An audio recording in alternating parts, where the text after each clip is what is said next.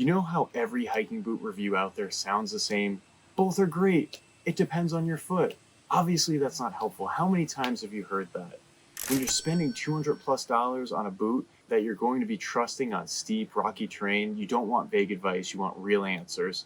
So here's the truth when we compare the Hoka Kaha 3 versus the Salomon X-Ultra 5. One of these boots clearly outperformed the other after 100 miles of real trail testing. Today we're going to break down exactly which one deserves your money this year. These two hiking boots are the ones that everybody has been asking about. But here's the thing most reviewers won't tell you. The most popular hiking boot isn't always the best one for you. So let's get into the data and our objective testing scores for both of these boots. As always, I bought these boots with my own money, no sponsorships. I paid $240 for the Kaha 3 and $190 for the X-Ultra 5 of my own money. So let's start with comfort because that's what most hikers feel most. So the Hoka Kaha 3, as you can see, it has a massive outsole.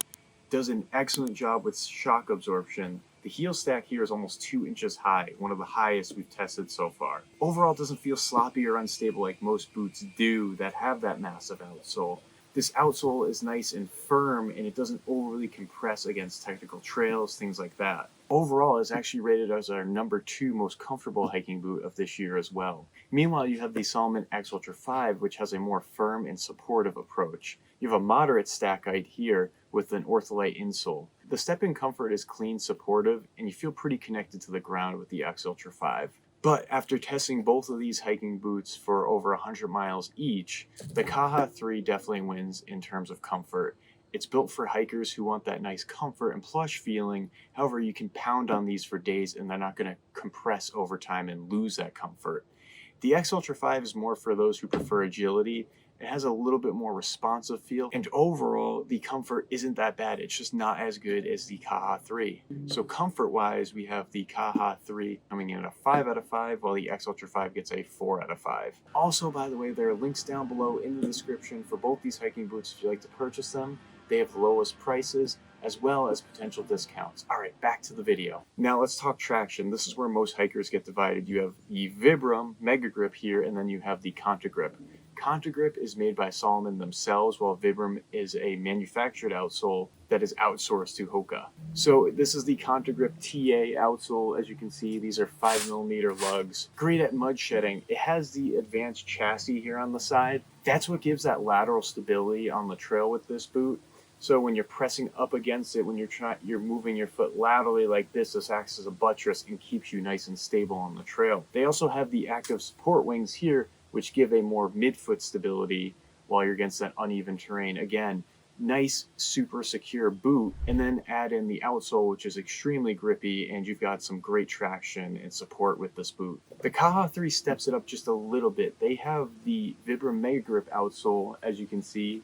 It's got 5mm lugs as well. However, they have little tiny miniature rubber spikes on them that give the extra traction that you need on the trail. I would say these give you a slight edge on the trail compared to most other hiking boots, especially when you're on an upwards incline. I really felt the difference on those boulder climbs, as you'll see in the video. When we talk about wet terrain, both of these perform very well on slick rock, things like that. Didn't really lose my footing on either boot. Now, a lot of people like to argue Conta Grip versus Vibram, and I will tell you the biggest difference is that the Vibram Mega Grip is a little bit more durable, and it's not as soft as the Conta Grip. The Conta Grip can run soft, as you can see on this model here. Reasons why you don't want a soft outsole: the problem is you begin to conform to the surface you're on, especially if it's uneven terrain, then you'll begin to slip. You want a boot that's going to hold its structure while you're on uneven terrain, therefore you won't have any slipping. But this was a very close competition between these two. The Kaha 3 scored a 5 out of 5 for traction, while the X-Ultra 5 scored a 4.5 out of 5 for traction, so very close. So let's now talk about protection and fit here. Salomon made a massive upgrade on this upper here. It has the Matrix upper, which uses Kevlar as part of the fabric. It's extremely durable compared to the X-Ultra 4, which is all synthetic material. This really hugs your foot, doesn't allow any internal movement, things like that. Really adds a little bit of stability on the trail, and it's definitely way more protective than that synthetic material out there. You also have a wider toe bumper here on the X-Ultra 5 and a better protective toe cap. Super durable, really good against any root kicks, things like that. There is some integrated mesh here at the top, but again, no issues with that. The Kaha 3 comes in swinging with a full nubuck leather throughout the boot here, as you can see. Nice and durable, nice and thick, good in winter and summer months. It has a nice reinforced toe cap here, not as good as the X-Ultra 5. It's got a heel shank here in the back as well. And the best feature of the Kaha 3 is it has a 7.5-inch ankle cuff, which is great for ankle protection, no sprains or strains like that on the trail. And it's definitely one of the more secure boots I have worn in quite a long time. As for fit, the X-Ultra 5 does come in a wide fit as well as normal standard sizing. Obviously a win for hikers who need more room. And overall, the fit on the X-Ultra 5 is great. No need to size up or down. I've tried a 10.5 and they fit true to size for me. The Kaha 3 has more internal volume, but some people complained about the toe box here. They felt it was a little narrow. Personally, it didn't feel narrow to me, and I do run slightly wide. However, the Kaha 3 does not come in a wide fit. They only have normal standard sizing for this one. But add in that nice internal volume. It allows your feet to swell on longer hikes, things like that. And overall, it has a great fit, just like the X-Ultra 5. So when it comes to overall protection and fit scores, the Kaha 3 gets a 4.5 out of 5, while the X-Ultra 5 gets a 4.5 out of 5 as well, a nice tie. So now let's talk about breathability, starting with the X-Ultra 5. So there aren't a million air mesh pockets throughout this boot. I will say the tongue is a little bit more ventilated than most boots out there. It does have a Gore-Tex membrane, which also does reduce the breathability of the boot itself, but any waterproof hiking boot is never going to be as breathable as the ones that aren't waterproof, like you've seen in previous reviews. Now take on the Kaha 3, not great for airflow with this hiking boot. There's no air ventilation pockets. It's got that thick nubuck leather as well. So both of these boots, at the end of the day, not great for breathability. So the X-Ultra 5 ends up winning this one with a breathability score of a 3.5 out of 5, while the Kaha 3 gets a 3 out of 5. Now, let's talk durability. So after 100 miles in each boot, they still look both incredible. Not too much breakdown on them. Speaking of the X-Ultra 5, the matrix fabric has held up extremely well. That Kevlar really goes a long way to improve that durability, because the X-Ultra 4 really was not good in terms of durability. And that was the biggest knocker on the X-Ultra 4 when it came to that synthetic material. As you can see, the Conta Grip outsole, not much breakdown, still has great traction, still take this one out all the time for hiking.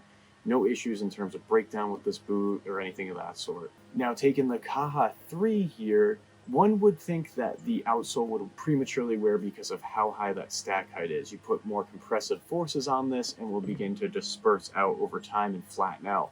That hasn't been the case with this because they're able to craft a boot where the outsole is nice and plush, but at the same time it's nice and firm to the point where it's not going to break down under pressure over time. The nubuck leather has held up nice and well, and the traction lugs still hold great grip as well. So when we're speaking in terms of durability, both of these boots are going to last you a long time, and that's good because they both do have premium price tags on them. So for durability scores, we gave the X-Ultra 5 a 4.5 out of 5 and the Kaha 3 a 5 out of 5. So while both are built to last, the Kaha 3 definitely feels like a little bit better of a long-term investment. All right, at the end of this, which one is actually better overall? As you can see, the Kaha 3 takes the crown here. It scored a 9 out of 10 overall, while the X-Ultra 5 scored an 8.8 out of 10. Why? Because when you're hiking 10 to 15 miles a day in rugged terrain, you start valuing that impact absorption more than most other hiking boots. And you really need that cushioning to take you those extra few miles where it's going to fight off that foot fatigue at the end of the day. The Kaha 3 is what delivers that. But it doesn't mean that the X-Ultra 5 isn't just a tank or a killer boot. If you're looking for a more lightweight boot, something that's a little bit more breathable but still can take down technical trails, the X-Ultra 5 is great. It has those improved stability features like the advanced chassis and the active support wings. Really dials in that snug feel and that stability you want on the trail. So my overall advice at the end of this video is the biggest mistake hikers make: they chase hype instead of buying a boot for their terrain. Don't do that. Think about where you hike most and match your boot to that, and you won't be disappointed. So thank you guys for taking a look at our comparison. There are links down below in the description for both these hiking boots with the lowest possible price, as well as potential discounts. Also, don't forget to check out mountaineerjourney.com, where we have all of our written reviews here, our comparisons, and our best of guides. And don't forget to please like and subscribe to the channel so we can keep bringing you more objective testing of hiking boots without any sort of sponsors or paid reviews. Thank you again.